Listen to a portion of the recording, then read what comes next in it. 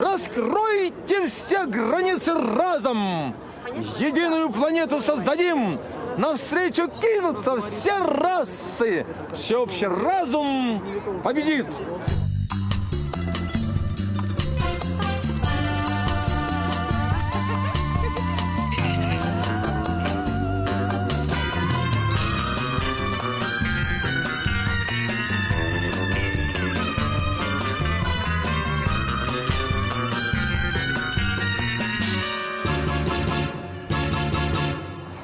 Mielestäni venäläiset kirjaklassikot on ihania ja aikaa vieviä, mutta en mäkään ole kahlannut esimerkiksi Idioottia läpi kuin TVn välityksellä. Monen mielestä kirjaklassikot onkin aika turhan pikkutarkkoja tai jopa tylsiä. Venäläiset kirjailijat on maailman kuuluja, mutta kuinka moni meistä lopulta on kahlannut läpi esimerkiksi Sodan ja rauhan tai Rikoksen ja rangaistuksen?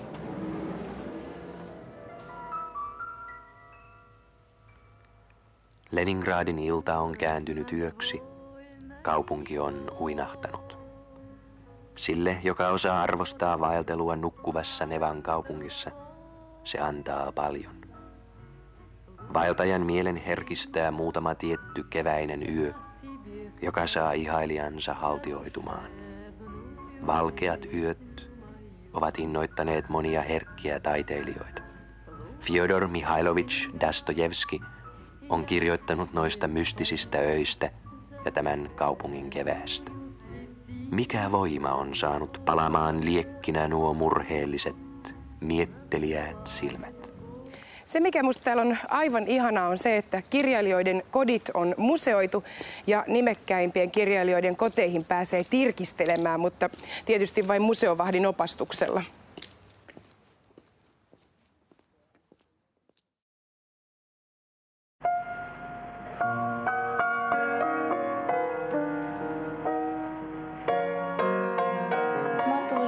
С 1938 года, как раз в это время был в очередной раз арестован ее сын, она хлопотала о его освобождении, ее тоже могли арестовать, но у нее тоже было заведено дело. Но именно здесь она продолжила писать поэму «Реквием», посвященную как раз арестам и ужасам того времени. Но она не хранила дома записи и считала, что все проверяется. И боялась, что ее комнату прослушивает. Вот на то отверстие показывала и подносила палец к губам, когда кто-то начинал что-то лишнее говорить. И приходила, например, ее подруга Лидия Корнеевна Чуковская, и Ахматова на каких-то клочках бумаги записывала строки из поэмы, давала ей учить, а они в это время для отвода глаз говорили на посторонние темы. И когда поэма была выучена, то она сжигалась вот над этой пепельницей. И только спустя почти 50 лет поэма была впервые опубликована в нашей стране. Уже в советские, после перестроечное время.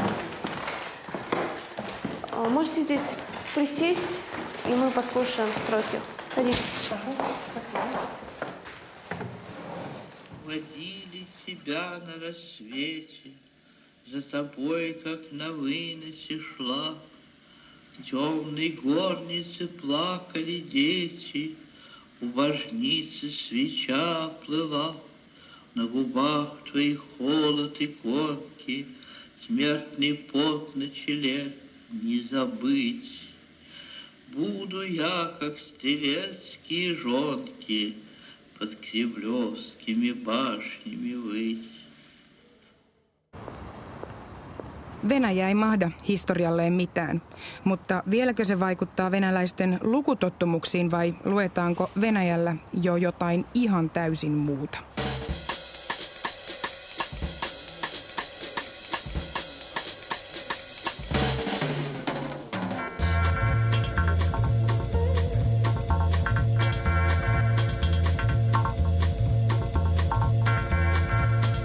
Какие книги русские любит больше всех?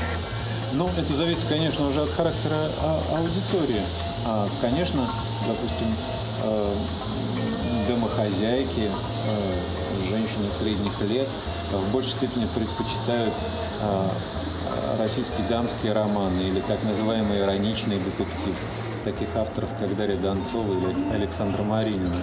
А если говорить о более продвинутой аудитории, и более молодой аудитории, то я думаю, что здесь очень часто на первое место, помимо специальной литературы, исторических монографий, работ по истории и философии, в частности, тех, которые я представлял, допустим, сегодня, книгу Жака Люгофа «Западноевропейская история западноевропейского средневековья». То есть, помимо этих книг, я думаю, что это книги современных авторов, менее массовых, может быть, исключением, пожалуй, является Борис Акунин. Вот эта аудитория, интересующаяся книгой, она испытывает больше интерес не к массовым изданиям, не к детективам, не к полицейским романам, а к литературе более серьезной. Ну что вы думаете, литература значит для русских? Ну, вообще считается, что Россия всегда была словоцентричной страной, что не только что литература оказывала влияние на все другие виды искусства, и на живопись, и то есть на искусство визуальное, и слово, в общем, пользовалось безусловным приоритетом. В каком-то смысле это остается и до сих пор. То есть, во всяком случае, привычка к чтению книг, она сохранилась. И несмотря на то, что сейчас очень многие говорят, что количество аудитории читающей сокращается, тем не менее книга продолжает пользоваться успехом. Просто гораздо меньше случайных читателей. И современная ситуация выявляет тех, кто действительно читает книгу. Но достаточно зайти в книжные магазины московские, конечно, это ситуация крупных городов, и можно увидеть, какое количество народу всегда в книжном магазине присутствует. Jokaisen ihmisen yleissivistykseen kuuluu lukea ainakin yksi venäläinen klassikko, mutta kuka sellaisen on oikeasti lukenut? Как это и все школьники. И Грибоедова, и Тургенева. Я много кого читал. Но больше люблю это Булгакова, Стругацких. Вот такие. Я люблю вообще литературу. С передачи, а это моя дочка Софья. Она тоже любит Достоевского. Нормально, смотри, улыбнись хотя бы. А вы еще читаете классики, как Достоевский, Толстой и все? Да, разумеется, конечно. Конечно. Конечно. Русскую, конечно, особенно в школе. Бывало, конечно. Это зависит от целого ряда причин. Классику читают и продолжают читать. И этому способствуют самые разные факторы. Ну, например, когда на телевидении экранизируется «Идиот» Достоевского, или «Мастер Маргарита» Булгакова, или «Доктор Живаго» Бориса Пастернака. Это сразу же, или «Анна Каренина» Льва Николаевича Толстого. Это сразу же приводит к тому, что аудитория начинает покупать книги классиков. Таким образом возвращается или перечитывает то, что уже было прочитано когда-то. Другое дело, что в своей программе я представляю не произведение, а книгу. И разумеется, что романы Толстого, Достоевского или издания Чехова, или Булгакова, или Пастернака, или любого другого из классиков русской литературы я представляю, обращаюсь к ним тогда, когда появляется интересное издание. То есть, допустим, откомментированное, снабженное интересным предисловием, что-то новое, добавляющее к тому, что уже известно. А переизданий, изданий классиков от Пушкина до литературы 20 века огромное количество. И учитывая, что часть из этих произведений входит в школьную программу, здесь, в общем, аудитория весьма обширна.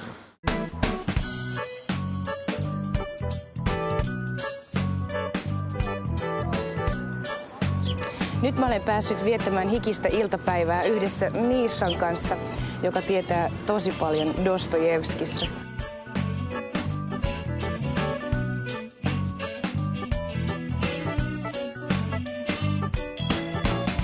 Расскажи, где мы сейчас? Это совершенно удивительное место. Да? Абсолютно удивительное. Сейчас здесь, как ты видишь, парк. Детишки бегают, молодые люди пьют пиво. Довольно популярное место для родителей детишек сюда приводить и выгуливать.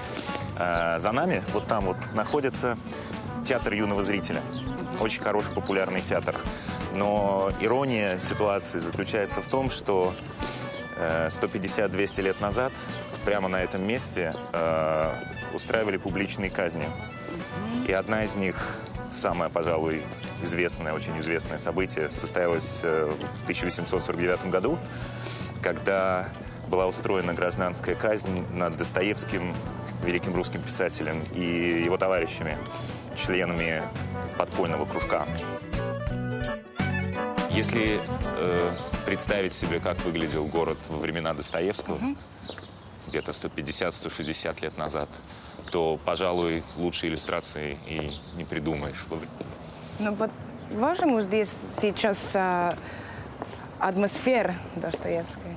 На мой взгляд, если убрать машины и людей немножко переодеть, то атмосфера самая, что ни на есть. Ну, скажи, Миша, почему мы сейчас здесь? Мы находимся в самом центре Петербурга, на Васильевском острове. И вот этот райончик, где мы сейчас гуляем, очень хорошо сохранился. Петербург за последние 5 лет очень сильно изменился. Реставрируют старые дома, идет приватизация, покупают целые здания, ставят ворота, решетки. И вот то, что мы делаем сейчас, идем проходными дворами через нормальный жилой квартал, во многих частях города уже невозможно, во многих районах уже невозможно осуществить. И вполне возможно, что через год-другой вот эти жилые дома будут отремонтированы, и вот так вот свободно совершенно гулять мы уже здесь не сможем. Еще это именно вот этот райончик очень популярное место для кинематографистов. Здесь снимают много исторического кино.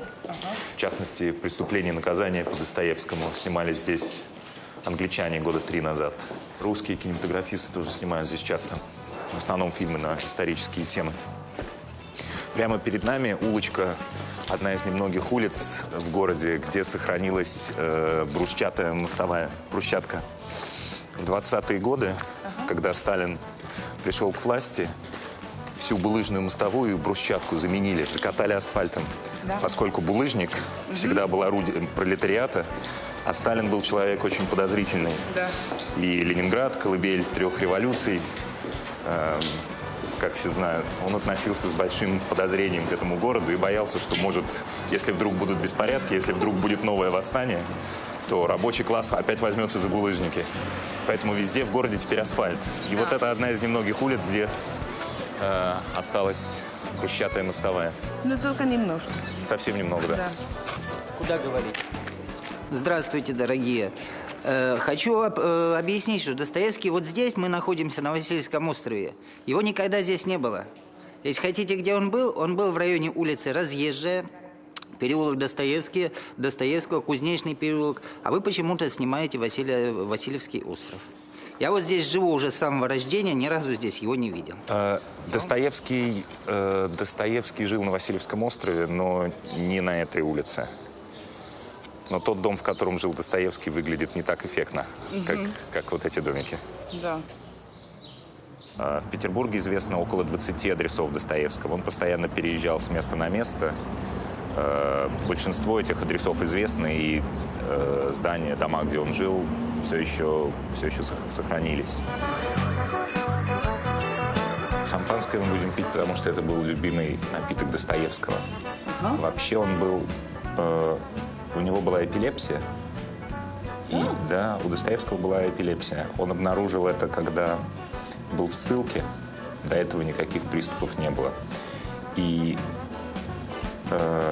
когда ему было около 30 лет, у него был первый приступ. И врачи запретили ему пить. Вот такой вот бокальчик шампанского вообще его мог убить. Но иногда он позволял себе пригубить немножко полусладкого шампанского. Вот, был его любимый Каждый напиток. день? Я думаю, что не каждый день, но за обедом, за ужином немножечко. За Достоевского. Хорошо.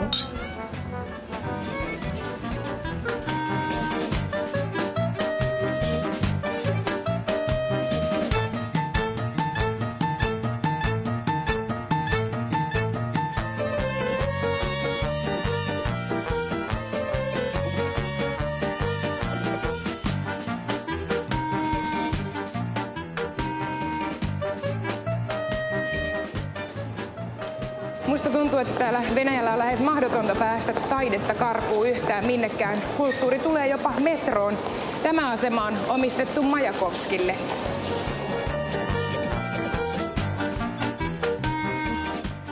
Pushkinin patsailta ei voi ummistaa silmiään. Niitä on yksinkertaisesti kaikkialla.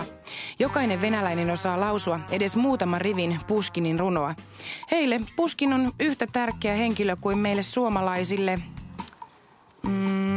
Mannerheim ja Matti Nykänen. Но почему Пушкин так любят в России? Можно считать, что это одна из загадок. Удивительно, что Александр Сергеевич Пушкин, несмотря на то, что трудно, наверное, подыскать другого такого поэта или писателя, которому в разные эпохи то скидывались пароходы современности, то вообще как-то странно относились, что он выдержал, которого постоянно изучали в школе, стихи которого дети многие знают с детства, что вот несмотря на эту затасканность, он сохраняется в культуре, и более того, иногда Пушкина открывают уже после того, как прочитаны многие другие поэты и писатели. Пушкин открывается, конечно, в разное время с разных сторон. Кто-то обращается к тем стихам уже потом, которые давно знал. Кто-то чуть позже открывает для себя удивительные пушкинские письма, его необыкновенный юмор и его вот такая расположенность к миру. И мне кажется, что вот эта расположенность к миру, которой, кстати, иногда, может быть, в России не хватает, то есть всегда должна пройти иногда настороженность, чтобы вот эта открытость была очевидна. Я думаю, что она в первую очередь привлекательна.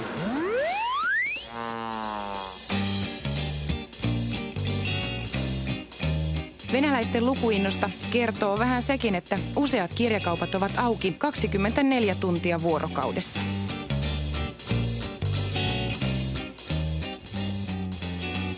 Kattokaa tätä. Venäläisen museon kokoelmista löytyy tällainen kirja.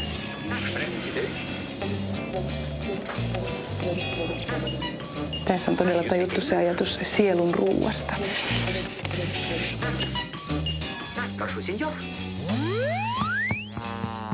Книжка как бы квадратная, форматом с компакт-диск. Очень дорогая суперобложка, вырезанная. Вот. Себестоимость вообще там как бы не рыночная. Вот. Сделано с душой. Легко попадает в сумочку женскую. Там не пропадает. Очень удобная для того, чтобы в каком-нибудь модном кафе открыть ее и вообще, чтобы притянуть взгляды соседних столиков. Вот. Все сразу заинтересуются, подумают, какой-то, наверное, интеллектуал или интеллектуалка вообще решила со сборником стихов, а это на самом деле не сборник стихов. Это, в общем, такая законченная любовная история с началом и логическим концом. Да, дело в том, что, в принципе, поэзия в настоящий момент не только в России, хотя, наверное, в России в большей степени, сейчас вообще не находит своего места в культуре. Это такая самая как бы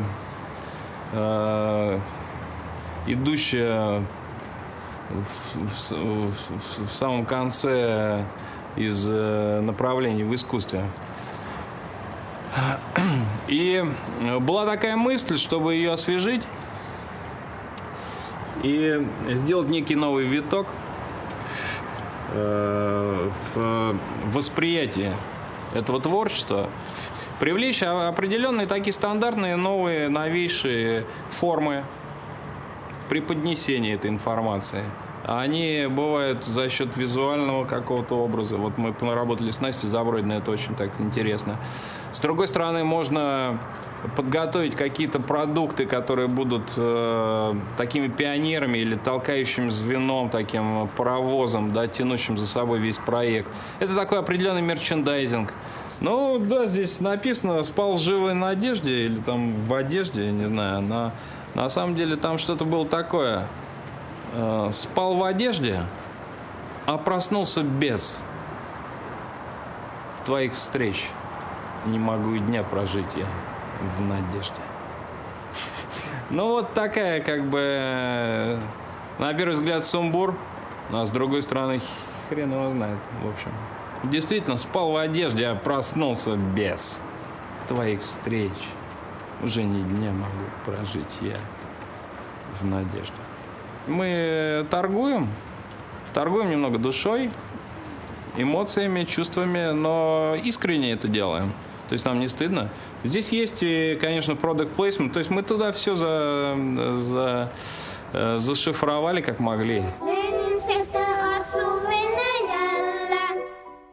Я работал на севере и приехал в отпуск с семьей. И пошли мы в мавзолей. В мавзолей пришли, а у меня была борода. И я попал так покрупнее был, более похож, наверное. И пришли в мавзолей. И там охрана стала обращать внимание на то, что как будто бы Ленин живой идет. Все очень удивлены были. Охранники все смотрят. Я выхожу, уже прошел, смотрел внимательно на лежащего Ленина. Делал так-то, но не изображал еще, потому что я не думал. Охранники пошли за мной. Я очень был поражен, чем это объяснить. А потом показалось, что вы же очень похожи. Вот так вот, значит. Брежнев посетил Америку, и по окончании визита Картер дарит ему суперсовременный автомобиль. Брежнев говорит: я коммунист. Я просто так дорогой подарок принять не могу. Картер говорит: извините, это не проблема. Символически заплатите $5. $5 роется у всех в кармане. У меня только $10. Картер говорит: извините, у меня с такой суммы сдачи не будет. А что же нам делать? Все-таки 10, а не $5. Ну, черт с ним, давай 2 машины. Ну, у вас есть какой-нибудь анекдот о Ленине? О Ленине есть. Ленин предстал перед Божьим судом. Ну и поскольку он был неверующим, Бог отправляет его в ад. Проходит неделя, прибегает с сада черт. Слушай, Боженька, забери этого Ленина, достал он нас всех. Из моих чертенят пионеров сделал. Ну, Боженька жалился, забрал Ленина в рай. А черт думает, он и в раю что-нибудь натворит. Не вытерпел, опять через неделю прибегает. Боженька, ну как Ленин? Во-первых, не Боженька, а товарищ. Во-вторых, Бога нету. А в-третьих, отороплюсь на партсобрание. Вот так. Понятно? Да. Таким был Владимир Ильич Ленин. Да. Ну, у вас есть какой-нибудь анекдот о Путине? О Путине? О президенте Путине нельзя говорить анекдот, посадят. Дальше в шушу пошлют. Нельзя говорить. Правильно, товарищ, я говорю? Времена я такие. Не знаю, я расскажу, Бог с ним, про Путина, но только это, если не понравится, вычеркните. Сексуальный такой анекдот. 3 занимаются любовью. Ющенко, Тимошенко и Путин. Групповуха. Ющенко старый же, устал, обращается к Путину: давай поменяемся. Так с ней меняйся, с Ющенко. Не поняли. Если бы вы можете немножко мне тоже помогать, потому что я не знаю, как я могу учить или понимать русские анекдоты. Там какой-нибудь тезис есть? Это в первую очередь такой совершенно особый жанр, который говорит о проблемах коммуникации. Один из самых показательных, к сожалению, не очень приличных анекдотов с этой точки зрения, а он очень простенький. На первом этаже дома жил попугай, говорящий. И мимо этого дома, мимо этого окна каждый день проходил некий человек на работу. И когда он проходил, попугай на него страшно ругался. Вот. И в конце концов не выдержал этот человек, пошел к хозяину попугая и говорит, что невозможно.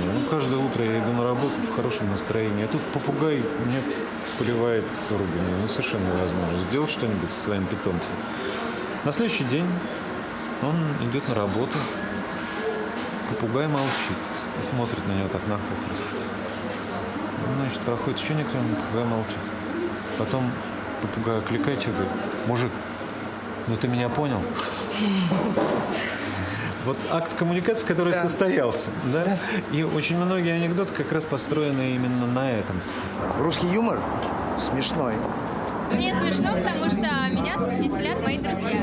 Бесшабашный, безбашенный, бескомплексный. Какой еще может быть русский юмор? Но он русский, он и русский. Следующий вопрос. Есть хорошие юмористические передачи. Нравятся. Смешно, когда весело. Какой юмор? Надо сказать, интеллектуальный юмор. Меня веселят наши советские комедии. Это вот 65-х, 58-х годов. Меня это очень веселит. Кубанские казаки там это... Ну, много этих фильмов, конечно, хороших. А так, что еще? Человек прошел, что-то не так сделал. Меня тоже это может повеселить. Мы друг на друга иногда смеемся. Да, бывает такое. Ну, последнее было буквально 15 минут назад. Просто у товарища нашего сегодня день рождения. Поэтому товарищи, когда говорили тосты, поздравляли. Ну, просто человек хороший. Это и было крайне то, над чем мы смеялись. Venäjällä totuudenpuhujia kutsutaan jurodiiviiksi, eli Jumalan hulluiksi.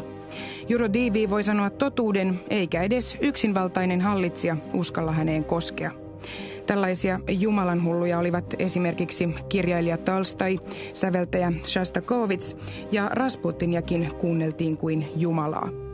Taikauskoinen pelko esti hallitsijoita vahingoittamasta heitä. Narrista ja kylähullusta hänet erotti tietoisuus. Hän ei huvita vaan opettaa ja tekee sitä alati, ei vain karnevaalin aikaan. У меня есть о Путине интересно. Вы хотите о Путине знать? Ну, да, что вы думаете о Путине? Пожалуйста. Наступит время, Бог рассудит, пройдут тяжелые года.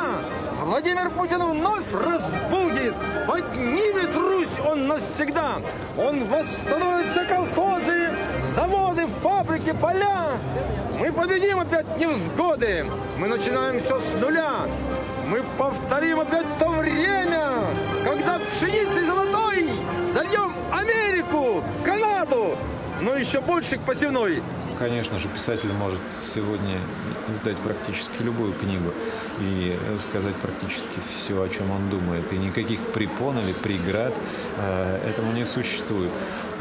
Более того, даже не существует то, что иногда очень часто раздражает и раздражало по советской традиции любого цензора, так называемая ненормативная лексика, которая просто стала уже фактом языка и современной литературы. Miljoona kaupunki ja minä olen yksin huvipuistossa. Tämä jos mikä on mollisointua, jolle täytyy omistaa runo. Rakkailleni kuoleman manasin, kaikille teille tuhon toin. Oon kurjista kurjin. Omilla säkeilläni heidän hautansa ennustin. Riemuiten rakastin, ystäviäni lauluin hurjin ylistin. Lauluni mustina korppeina taivaita kaartelivat, ja aina ne kuuman, tuoreen veren vainusivat. Täällä on kyllä kauhean yksinäistä.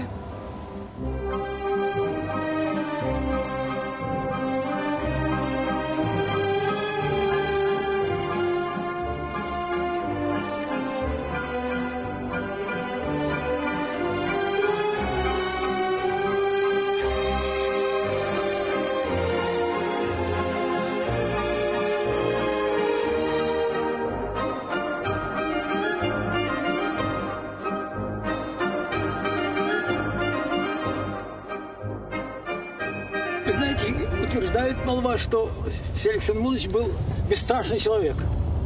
Так вот, я ему предложил с 3-го этажа прыгнуть. А он боится. Я говорю: Феликс Эмманович, вы же железный, прыгайте, прыгайте. Он и прыгнул, но не разбился, потому что был железный. Mieti kahdesti, mitä vastaat, kun venäläinen kysyy. Haluatko kuulla anekdootin?